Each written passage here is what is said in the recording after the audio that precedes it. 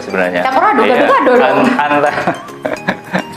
Antara senang sama beban. IDI itu adalah rumah besarnya para dokter. Menjadi amanah Muscap itu yang menjadi penekanan adalah advokasi. Ayo kita bekerja bersama-sama. Anda telah memilih saya menjadi ketua IDI. Namanya game tangkas jawab cepat. Gunung atau pantai? Gunung. Bersepeda atau jogging? Sepeda.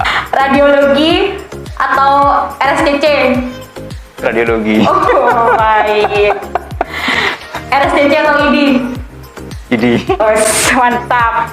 Terakhir, RS1 atau IDI 1? Assalamualaikum warahmatullahi wabarakatuh. Selamat datang kembali di podcast RSUD Dr. Haji Muhammad Anwar Sumeneb. Masih bersama saya Vita Supriyanti. Bertepatan dengan momen Hari Dokter Nasional yang jatuh pada tanggal 24 Oktober 2021, Muscap IDI Kabupaten Sumeneb menetapkan satu-satunya profil yang menjadi ketua IDI periode 2021.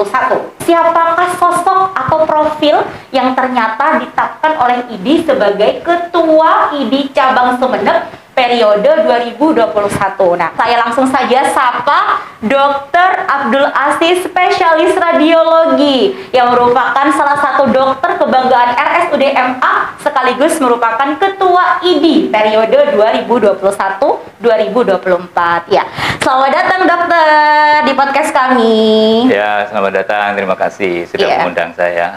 Sehat dok? Sehat, alhamdulillah.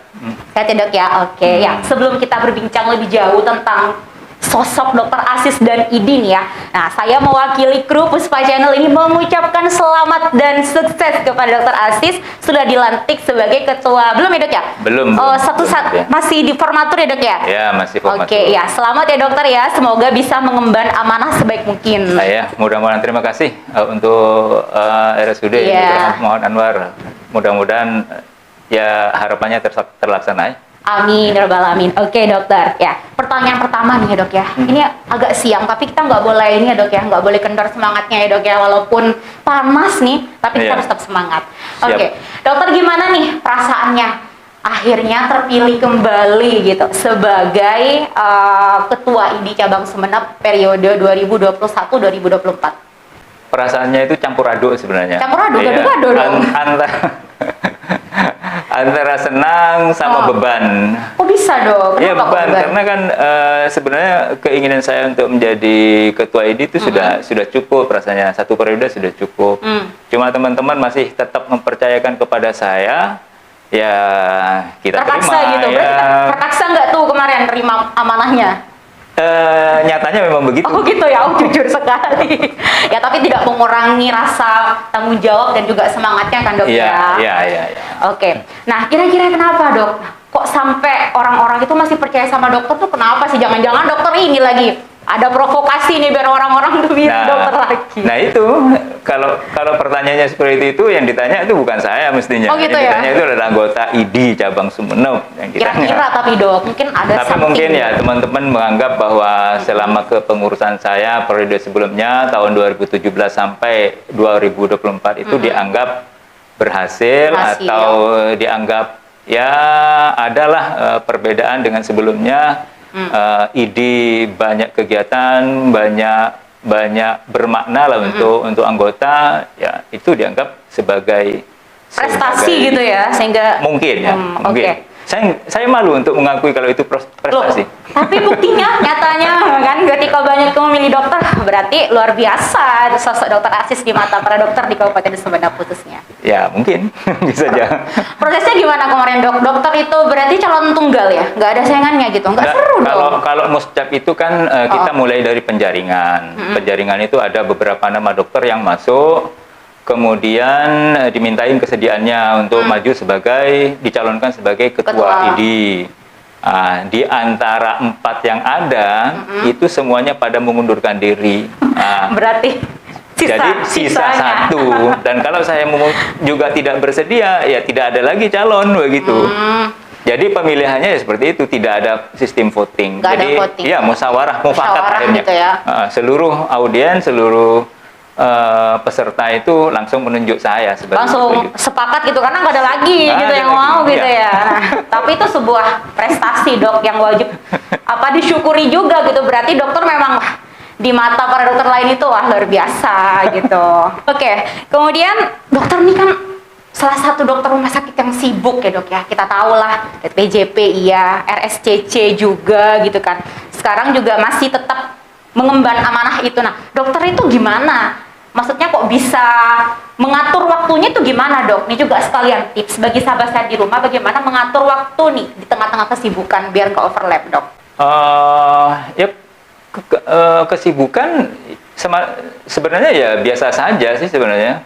Kalau olahraga ya pagi kita bisa Tetap olahraga laksanakan gitu ya. kegiatan organisasi bisa diseling di saat kegiatan sebagai karyawan rumah sakit begitu. Jadi nggak ganggu ya? Enggak mengganggu. Karena kan tidak setiap hari kita ngantor di kantor ID, enggak. Kita bisa menyelingi itu gitu. Jadi di ID itu sudah ada tenaga admin. Kita Tenaga hanya admin. mengkoordinasi saja. Nah, tugasnya ketua apa dok? Pas ketua ini. Tugas ketua ya mengkoordinasi para anggotanya, mengayomi, membina, menjaga etik, menjaga mutu gitu. Oh gitu. Jadi Juga memberikan memacu teman-teman sejawat itu untuk berperan serta dalam bidang kesehatan di masyarakat. gitu. Kan enak dok. Maksudnya kan terlibat langsung kan banyak gini. Oh jadi ketua nih neken aja gitu enggak ya? Tinggal neken gitu loh dok. Kalau apa gitu tinggal rekom kasih lah gitu enggak ya? Ya enggak juga. Enggak juga ya. Kirain kan banyak tuh kayak jadi kayak ini misalnya pikiran saya ya namanya cuma sebagai lambang negara aja nih, lambang ID nih. Enggak ya dok ya. Tetap harus tugas-tugasnya itu. Tugas-tugasnya kan juga banyak bukan ya? hanya menyetujui menekan surat rekomendasi kan enggak. Oke. Nah itu harus digarisbawahi sahabat di rumah bahwa ketua itu ternyata banyak banget ya yang nggak cuma neken-neken aja, tapi memang salah satunya adalah mengayomi para anggotanya tadi ya. Iya. Terus logo ID nih, nah, kan mesti ada ularnya. Kenapa sih kalau medical itu mesti ada ular-ularnya gitu? Mungkin sahabat saya di rumah yang penasaran juga makna logo ID, nah itu apa? Logo ID itu memang lambang kedokteran itu adalah tongkat dan ular. Tongkat dan ular. Tongkat dan ular. Tongkat itu melambangkan penyangga, ular itu ya melambangkan bisanya sebenarnya. Ular itu berbisa. Bisa itu bisa meracuni, bisa mengobati. Kalau caranya benar, takarannya benar. Jadi itu yang dijadikan lambang. Dan itu sebenarnya mitos Yunani sebenarnya. Filosofinya gitu ya, dok ya? Dari mitos Yunani, dari dewa Aesculapius apa ya? Aesculapius, oke. Ya. Nah, terus kalau misalnya di ID Sumenep sekarang ada berapa dokter total anggotanya? Kita jumlah anggota saat ini 182 orang. Itu sudah mencakup semua ya dok ya? Semua dokter spesialis, dokter umum, baik di daratan maupun di kepulauan. Setiap baik swasta dokter wajib ikut ID? Tidak. Terus kalau misalnya ikut ID, kayak rekomendasi dari mana? Nah ya, kan ada dokter, kalau dokter itu mau berpraktek profesional sebagai dokter, ya wajib ikut ID. Ya? Tapi kan ada juga dokter yang tidak ingin berpraktek. Nggak apa-apa, nggak ada masalah, kita bebas. Tidak masalah. Ada satu orang dokter yang bukan anggota ID, ada. Ada. Nah, terus kalau misalnya ini dok, ID kan tuh kayak induknya ya, kan ada juga nih kayak misalnya Persatuan Dokter Mata, Persatuan Dokter-dokter spesialis lainnya itu seperti apa dok posisinya gitu? Tidak terjadi ini toh, misalnya oh saya lebih ini daripada ini, seperti apa gitu sebetulnya? ID itu adalah gitu. Ya, ID itu adalah rumah besarnya para dokter di Indonesia. Nanti di dalamnya itu ada perhimpunan-perhimpunan. Yang dokter umum ada PDUI. Oh, ada juga. Ya, yang dokter spesialis radiologi ada PDSRI. Yang mata ada Perdami, ada dokter anak ada IDAI. Macam-macam banyak memang. Tapi semuanya itu berinduk pada ID gitu. Jadi semacam ini mungkin ya. Jadi kalau misalnya ada apa-apa tuh harus tetap ke ID juga gitu. Iya. Paguyuban gitu nggak dok? Sama nggak? Maksudnya yang bawah-bawahnya itu, yang persatuan-persatuan itu beda nggak? Beda. Jadi nanti ada perhimpunan spesialis, ada perhimpunan keseminatan. Jadi bukan spesialis tapi minat di bidang di bidang USG misalnya. Nah, itu ada yang minat di bidang kecantikan, ada. Estetik gitu ya? Estetik, ada. Jadi keseminatan. Tapi semuanya itu berinduk pada ID. Tapi artinya yang mengeluarkan rekom juga untuk praktik tetap ID kan masih? Ya, itu tetap ID. Terus fungsinya itu apa? Ada perhimpunan cabang lagi. Kenapa nggak ID aja gitu kalau memang masih berinduk lagi gitu? Kenapa harus mengkotak-kotakan lagi dok? Nah, itu kan perhimpunan-perhimpunan itu pada bidang teknis medis, misalnya radiologi. Jadi anggota-anggotanya itu dibina untuk bagaimana meningkatkan kemampuan profesionalismenya di bidang radiologi misalnya. Jadi lebih ke teknis medis. spesifik gitu ya? Iya. Oke. Nah, sekarang berbicara masalah dokter spesialis dan dokter umum ya dok ya. Entah ini saya di sinetron atau apa ya dok, kan mesti kayak ada kasta-kasta nggak sih dok dalam dokter itu? Di ID misalnya, saya dokter spesialis nih, dokter umum misalnya, apa sih gitu? Ada nggak seperti itu? Itu hanya sebuah mitos atau Ya, gimana gitu yang terjadi? Sebenarnya ya enggak ada. Nggak ada ya? Nggak ada. Tapi Dokter ada dok umum di sinetron dok. ya, yang jelas kan dokter umum itu dasarnya. Nanti setelah dokter umum baru dia bisa melanjutkan menjadi dokter spesialis. Jadi memang tingkatan keilmuannya berbeda. Lebih high gitu ya? Iya, lebih high karena dia sekolah lagi. Jadi kalau lihat tingkatan itu mestinya dokter spesialis itu kan sama seperti S2 di umum. Iya. Ini kan profesi. Jadi dokter umum di S1, nanti spesialis di S2 begitu. Tapi profesi. Nggak ada ya, maksudnya di kenyataan lapangan kan di ID dokter tahu kan maksudnya. Ada nggak kayak gitu? Maksudnya yang masih ya gimana ya, harus gini. Maksudnya kayak ada kasta-kastaan gitu loh dok. Nggak ada lah ya di Sumenep deh yang masih seperti itu gitu loh dok. Ya rasanya nggak ada. Nggak ada ya. Nah, cuman masalah keilmuan, memang kalau dokter umum konsul ke dokter spesialis, wajar saja ada kelirunya itu ada. Jadi dokter spesialisnya bisa memberikan advice macam-macam sesuai dengan keilmuannya. Misalnya kalau dokter anak ada dokter umum konsul tentang kasus anak pada dokter anak, maka wajar saja kalau dokter anak memberikan transfer ilmu atau mendidik atau ya kalau seandainya ada kekeliruan ya wajar saja kalau diperbaiki, ditegur, wajar. Gitu. Jadi normal-normal aja lah ya. Normal-normal saja. Nggak ada pembeda gap-gapan misalnya gini gitu. Saya dokter spesialis duduknya nih harus paling depan. Dokter umum di belakang gitu. Enggak ya. Kalau lagi ini foto bareng deh, urutannya itu kan bisa merepresentasikan di posisi. Sama ratakah atau gimana kalau lagi foto bareng ID gitu. Sebenarnya tetap wajar karena kan yang spesialis dia wajar ya? S2. Sekolahnya lebih tinggi. Yang dokter umum ya masih S1. Kecuali kalau dokter umumnya itu adalah pejabat. Oh gitu ya? Nah, iya, pasti di tengah. Jadi artinya kasta dalam tanda kutip wajar. Iya.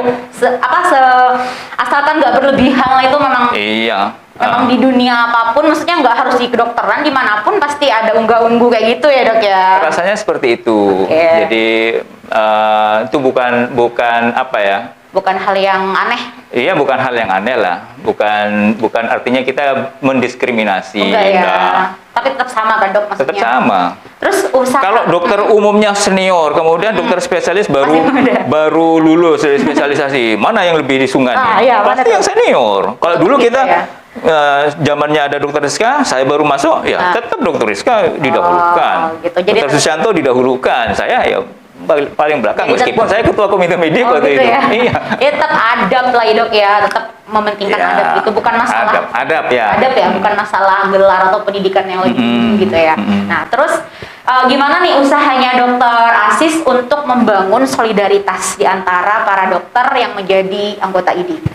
Nah itu yang menjadi kemarin ke periode sebelumnya saya berjibaku dengan hal itu. Nah, jadi saya berusaha untuk mengguyupkan seluruh anggota ID, tidak terkotak-kotak antara dokter umum, dokter spesialis, tidak terkotak antara dokter puskesmas dengan Betul. dengan rumah sakit. Oh. Yang PNS dengan yang non PNS. Semuanya kita rangkul. Berarti bener dong terjadi pengkotakan kayak gitu di lapangan. Nah, iya makanya memang gap itu kan pasti ada gitu. Iya, akar-akarnya ada. Kita guyupkan semua. Gimana caranya itu, Dok? Caranya gimana? Triknya? Kegiatan-kegiatan yang dilakukan oleh ID semuanya merangkul seluruh elemen anggota ID. Jadi semuanya diberikan, misalnya anggota tidak ada yang spesial gitu loh, anggota dan kewajibannya sama kayak gitu ya? Iya, sama. Oke. Jadi memang perlu diluruskan lagi nih ya. Tadi Dokter Asis bahwa di dalam kedokteran itu nggak ada nih yang namanya kasta-kastaan. Semuanya sama, yang penting mengutamakan adab tadi ya, Dok ya, atau siapapun gitu kan. Iya. Nah, kemudian di dalam setiap organisasi profesi itu kan ada yang namanya kode etik ya, Dok ya, termasuk di kedokteran juga ada gitu. Nah, pernah nggak, Dok, ada kasus misalnya pelanggaran terhadap kode etik kedokteran gitu? Nah, yang pernah terjadi nih, yang pernah dokter alami selama bukan hanya menjabat sebagai ketua, mungkin dulu-dulunya gitu, pernah nggak pelanggaran yang paling ringan sama yang paling berat itu seperti apa yang pernah terjadi? Kalau bicara masalah etik, semua organisasi memang ada ada kode etiknya, apalagi kedokteran itu ada. Kalau dugaan pelanggaran kode etik pasti ada. Dugaan etik dengan malpraktek beda ya.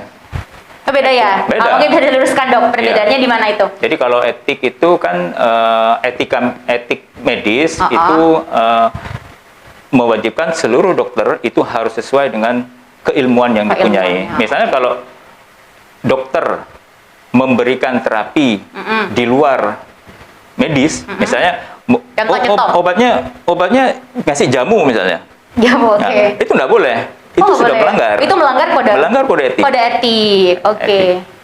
Kalau malpraktik?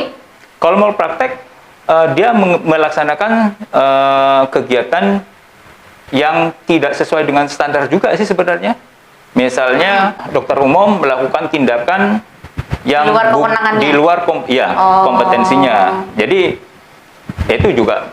Oh, maksudnya kayak dokter umum terus operasi objek itu masuk malpraktek ya, Dok ya? Malpraktek. Kalau memang di situ tidak ada dokter, kalau di situ ada dokter objeknya. Oke. Kalau di daerah terpencil ya boleh saja. Boleh ya. Boleh. Ada kondisi darurat yang mana dokter umum boleh melakukan di luar kewenangannya gitu. Nah, kemudian sanksinya apa, Dok? Sanksi tadi deh, pelanggaran terhadap kode etik dan juga malpraktek itu seperti apa? Yang paling ringan sampai yang terberat? Kayak ini nih, Dok, kemarin kasusnya Dokter Louis ya. Dokter Louis itu, Dok, yang viral kemarin. Nah, itu kan sampai dicabut izinnya sama ID. Nah, itu tanggapan dokter terhadap kasus itu dan juga contoh yang terjadi di Kabupaten Sumeneb seperti apa? Itu wewenangnya ada MKEK kita. Apa itu? MKEK itu adalah Majelis Kode Etik. Majelis Kode Etik Kedokteran, ya. Jadi semua dokter yang diduga atau dilaporkan melakukan tindakan di luar etik, maka harus dilakukan pemeriksaan. Nanti setelah dilakukan pemeriksaan, dilakukan sidang ilmiah, sidang majelis etik. Kayak sidang-sidang di itu, Dok, berarti ada saksi? Ada, iya. Kita mendengarkan masukan dari beberapa pihak. Nah, setelah itu baru diambil kesimpulan. Kalau pelanggarannya ringan mungkin hanya berupa teguran. Atau ya penundaan izin praktek gitu lah, SDR, atau bahkan dia dicabut izinnya gitu ya. Atau dikeluarkan dari keanggotaan itu. Tanggapan dokter kemarin atas kasus kemarin yang lagi viral kemarin gimana itu? Dokter Louis itu memang berbicara di luar kompetensinya menurut saya, dan itu membuat kehebohan. Dan mestinya kalau bicara seperti itu ya di dalam sidang ilmiah mestinya. Sebenarnya ya boleh saja dokter mempunyai pendapat yang berbeda, itu boleh saja. Tapi ya jangan keluar. Secara ilmiah gitu harus ya. dibuktikan. Berbicara tentang kedokteran itu harus di dalam sidang ilmiah, kemudian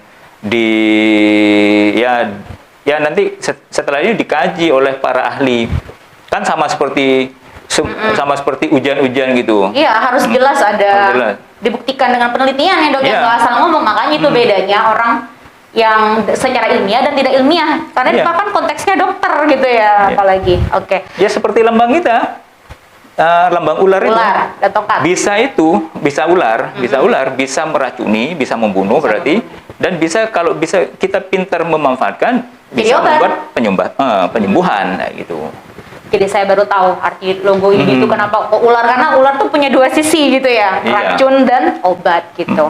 Oke, sekarang bicara masalah tadi malpraktik ya dok. Misal gak usah malpraktik lah, katakanlah yang terjadi di rumah sakit kita misalnya baik dokter ataupun tenaga lain misalnya ada memberikan tindakan, kemudian pasien merasa tindakan itu oh nggak benar nih, yang harusnya sembuh jadi lebih sakit atau bahkan meninggal. Nah itu gimana dok? Maksudnya peran dari ID ini untuk memediasi antara pasien dengan tenakes yang bermasalah tadi dok. Iya, jadi ada malpraktek, ada resiko medis sebenarnya.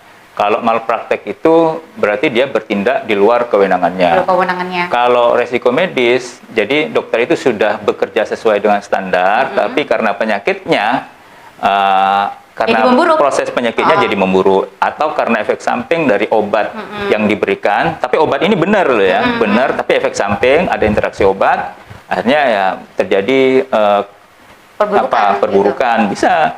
Kalau yang seperti itu makanya harus dikaji. Kalau di rumah sakit Pernah nggak itu dok? ada. Kalau di rumah sakit itu kan sistemnya bertahap. Jadi ada komite medik kita. Komite medik. Komite medik itu ada subkomite etik atau ada subkomite mutu. Itu bisa dua-duanya bekerja itu. Yang mutu mengurusi apakah tindakan dokter itu sesuai dengan SOP. SOP-nya. Yang etik, apakah tidak ada pelanggaran etik dokter itu dalam melayani pasiennya begitu. Jadi semuanya Harus dikaji harus gitu ya. dikaji.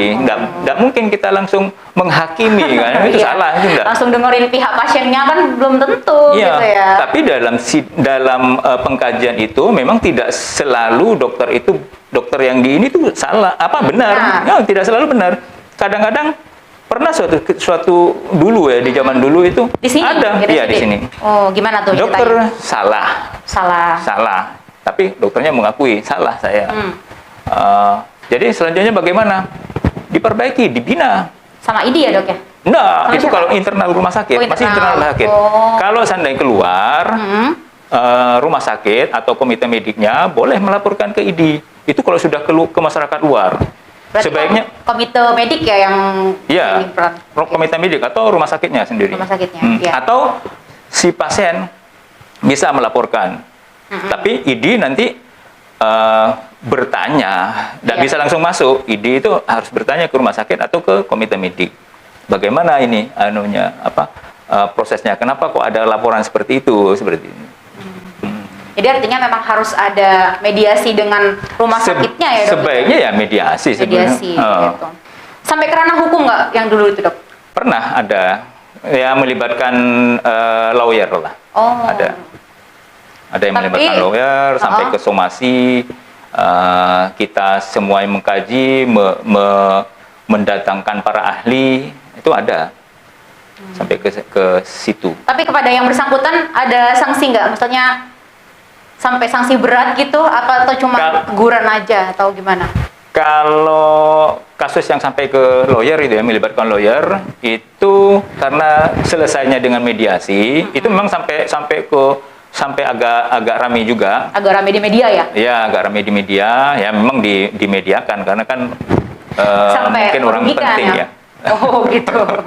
Ini Iya. bisa diselesaikan tapi dok ya? Ya, akhirnya selesai dengan mediasi. Kalau seandainya tidak selesai ya berarti sampai ke pengadilan, akan sampai ke pengadilan. Dan kalau sampai ke pengadilan sebenarnya bukan hanya dokter yang bersangkutan nanti yang akan repot, pasiennya juga repot. Iya. ID juga repot begitu. Tapi selama ini ID belum pernah tuh ada menyelesaikan kasus yang sampai seperti itu. Sampai ke pengadilan Belum pernah ya. Jadi, selama kepengurusan saya masih belum ada. Jadi sampai mediasi case close ya dok ya. Ya, Nah oke. Sekarang kita berbicara tentang pencapaian dokter. Dokter kan ini sudah yang kedua kalinya ya dok ya. Sudah 2 periode gitu. Nah kira-kira selama kepemimpinan yang lalu nih periode sebelumnya, nah apa yang sudah dokter raih gitu? Apa ya? Apa dong? Tanya saya dong. Apa gitu? Oh misalnya pernah apa programnya gitu yang sekiranya dulu nggak pernah gitu. Saya sebenarnya malas mengakui ya. Loh, nggak apa-apa dong, ini Cuma apresiasi. kegiatan kami selama periode sebelumnya, misalnya seperti Jalan Sehat bersama masyarakat ya, yang mendapat apresiasi dari masyarakat ya, karena hadiahnya waktu itu lumayan. Hadiahnya Door prize? sampai ya door prize ya, Oh. undiannya juga besar waktu itu. Ya atas bantuan donatur. Donatur, oke. Ya, kemudian kita ada pengabdian masyarakat di Pasongsongan, pengabdian masyarakat tentang kesehatan mata dan paru-paru, Nah, itu kegiatannya bentuknya apa?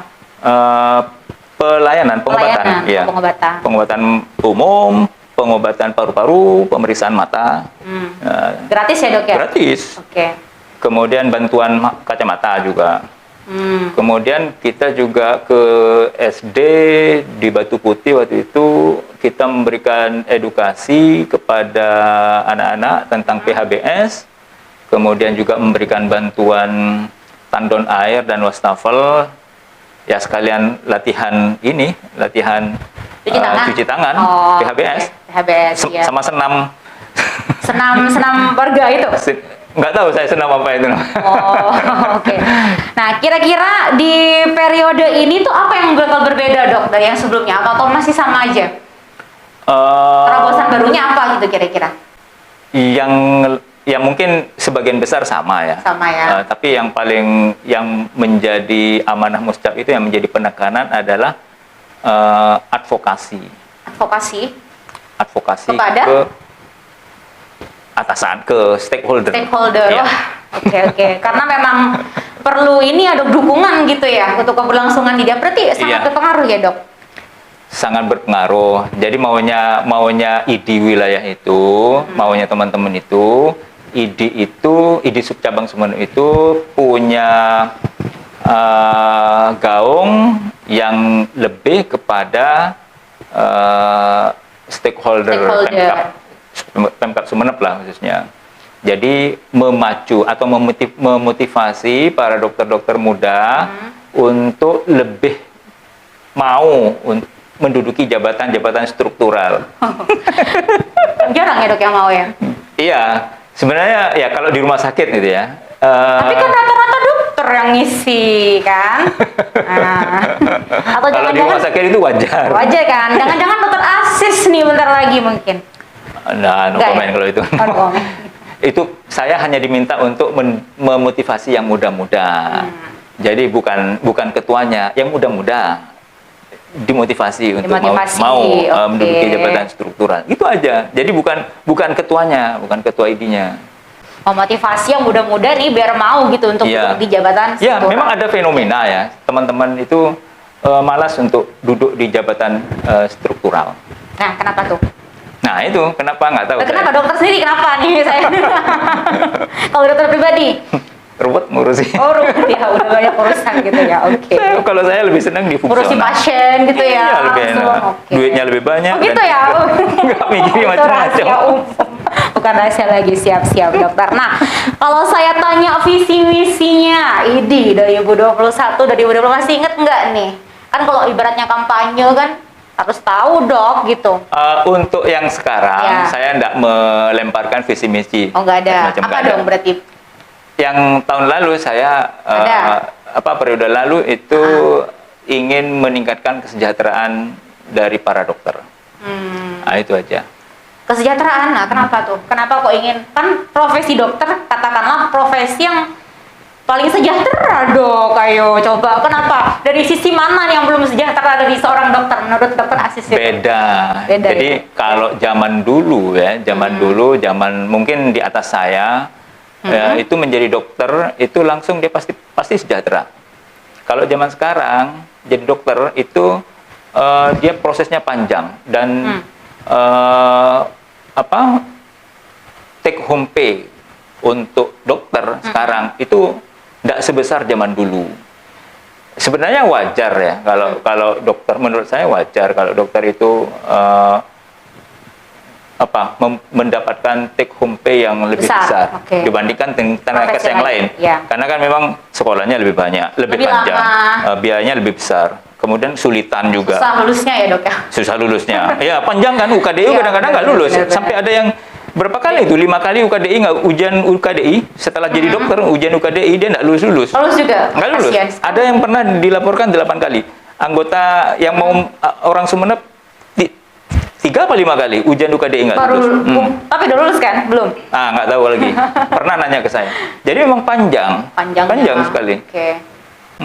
Terus Jadi di antara yang apa lah? Maksudnya gimana gitu perbedaannya tadi? yang zaman sekarang kita minta take home pay untuk dokter itu ya 3 kali dari UMR sebenarnya. Itu yang diinginkan oleh kita. Advokasinya itu ya? Ya. Jadi UMK? UMK ya. Kalau di Sumeneb UMK kayaknya. UMK ya. Ya, Atau 3 UMR kali ya? UMR ya. Ya kali dong. Ya, Apa sih? UMR. Atau UMK itu lah pokoknya dong. 3 kali UMR lah. Jadi sekarang 1,8 nih Sumeneb berarti 5,4. ya, itu semua take home pay yang diterima. Jadi termasuk gaji pokok plus jasa-jasa. Beda masih. Jasa-jasa. Oh, jasa-jasa. Oke. Jadi kira-kira yang diterima itu minimal segitulah total per bulan. Setara lah ya sama perjuangannya dokter untuk jadi seorang dokter. Ya kira-kira seperti itu. Oke, kesejahteraan. Apalagi yang kedua? Misi. Yang kedua, ya Dokter ya, apa advokasi itu visi tadi. atau misi? Oh, misi kan? Iya. Advokasi. Advokasi. Terus ada hasilnya nggak dok advokasi yang pernah dilakukan itu? Pernah sih kita ke stakeholder, ke Bapak Bupati, ke Pak Sekda. Tahun juga berapa pernah. itu dok? Mungkin 2018 ya. Oh, 3 tahun yang lalu ya? 3 tahun yang lalu. Nah, gimana tuh bentuk advokasinya seperti apa dulu dok? Ya ada lah internal. Ada lah ya. Saya penasaran gitu gimana gitu kan. Terus hasilnya gimana hasilnya? Sudah terlihat belum? Kalau ke Pemkab ya Belum apa ya? Ya Untuk standar-standar saja lah. Tapi kalau untuk ke fasilitas kesehatan yang lain itu ada. Justru ini ya. Ya justru karena kan lebih ini. kita membuat berani enggak memberikan take home pay 3 kali UMR 3 itu kali UMR. kita tantang mereka.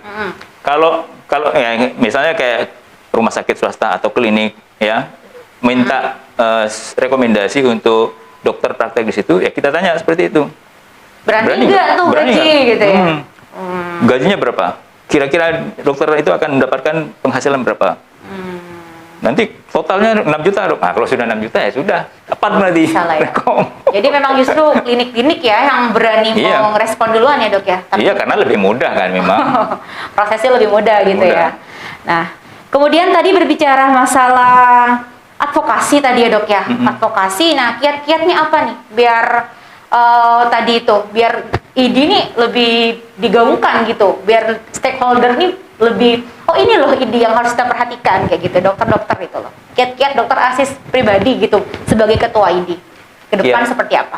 Kiatnya sih sebenarnya memperkenalkan Melalui? sowan ke ini. Jalan-jalan gitu, main Sowan ke itu ke kepala daerah. sowan ke Siapa? pemerintah daerah. Soan-soan biasa aja gitu, nggak Iya. harus bawa seragamnya gitu, nggak harus bawa nama ID gitu, bisa aja Harus selubung bawa, gitu dok. harus bawa nama ini. Harus bawa ya, oke. Ya harapannya seperti itu. Tapi kan memang kita tidak bisa. Pokoknya kita datang memperkenalkan diri, kita bawa maunya ya, yang masih belum dilakukan sih, maunya. Jadi kita bawa senjatanya lah. Apa tuh senjatanya? Ya program-program. Oh, program-programnya ya, sekaligus nih saya tanya prokernya ID 4 tahun ke depan. Nah, sekaligus dijelaskan. Kira-kira. Kira-kira. Nah ini programnya itu adalah yang pertama ya kesejahteraan anggota. Oke. Yang kedua, ID harus punya peran di masyarakat. Peran di Ya, masyarakat. peran di bidang kesehatan lah tentunya. Oke. Yang ketiga, ya tadi memotivasi teman-teman sejawat itu untuk Duduk di jabatan struktural. ya niat untuk menduduki jabatan struktural itu berat. Berat. Rata-rata Iya. 80% maunya di fungsional. Fungsional. Bahkan di puskesmas seperti itu. Enggak, saya enggak mau ngurusi puskesmas, saya mau ngurusi pasien saja atau praktek pribadinya, apalagi kalau praktek pribadinya lumayan gitu. Iya kan, tapi apa yang ngebuat dokter justru pengen mereka di struktural tuh kenapa? Motivasinya apa gitu dok?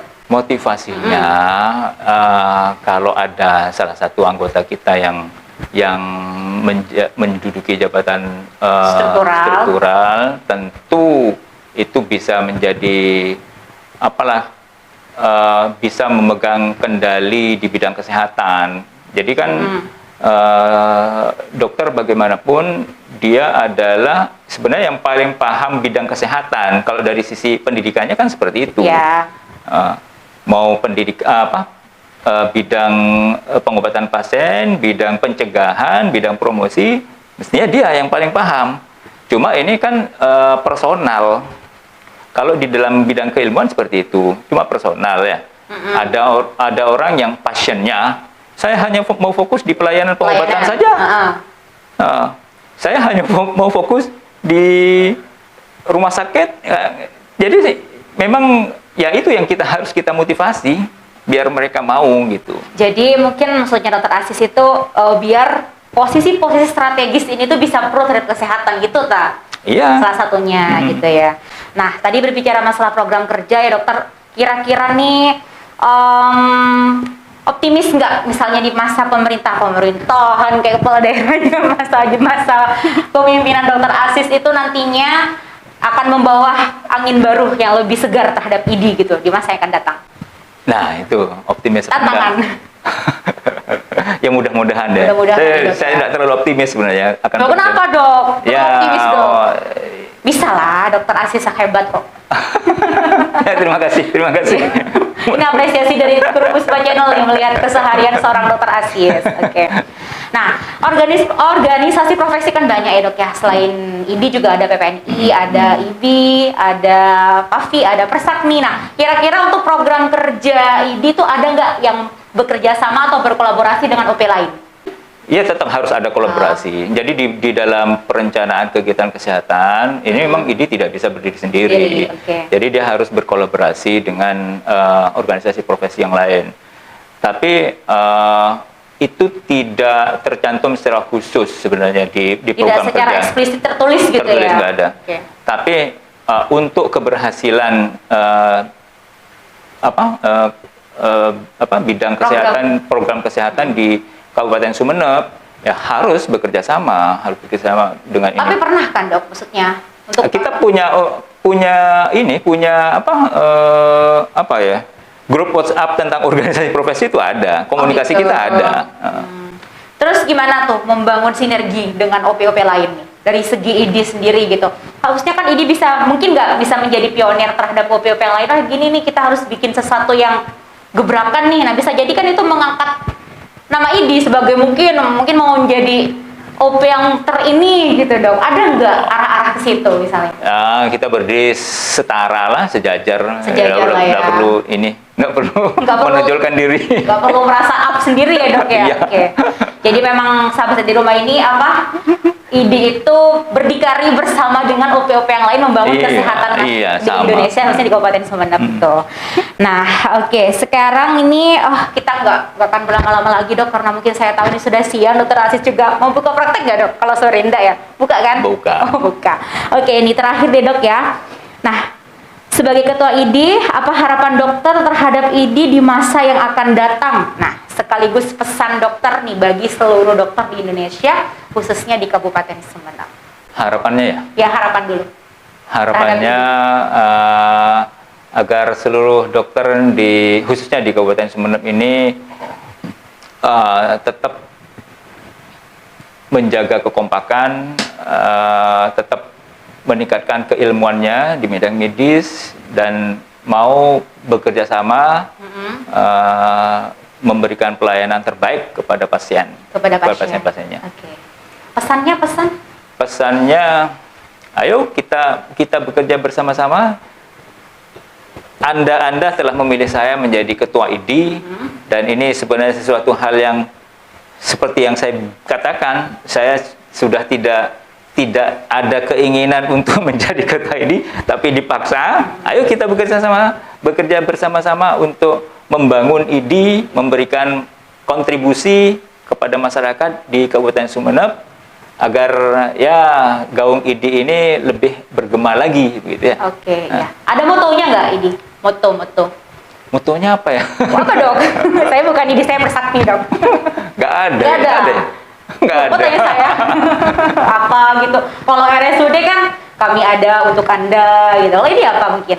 Nggak ada. Nggak ada ya? Atau mungkin bisa dibikin nih selanjutnya ya biar Iya. Ada masukan? Apa ya? Nah, nanti deh masa saya ngasih masukan ke ID. Oke. Nah nih dok, terakhir dok ya, kita mau main game dulu dikit sama dokter Asis nih biar nggak ngantuk. Yang juga sahabat saya di rumah nggak ngantuk nih ya. Namanya game tangkas jawab cepat. Pernah dengar nggak dok? Baru dengar. Nah ya ini. Baru dengar Jadi barusan. game ini itu adalah harus menjawab cepat, nggak boleh berpikir. Jadi nggak boleh ada nggak boleh ada apa ya. Jadi satu pertanyaan 1 detik dijawab. Itu kesulitan saya biasanya itu. Oh gitu dok. Ya kalau nggak mau jawab nggak apa-apa, pas kayak gitu. Siap dokter nih, biar nggak ngantuk nih kita nih di siang hari ini ya. Sekaligus pengantar untuk penutup game tangkas jawab cepat. Siap. Gampang kok dok. Oke. Gunung atau pantai? Gunung. Bersepeda atau jogging? Sepeda. Merah atau hijau?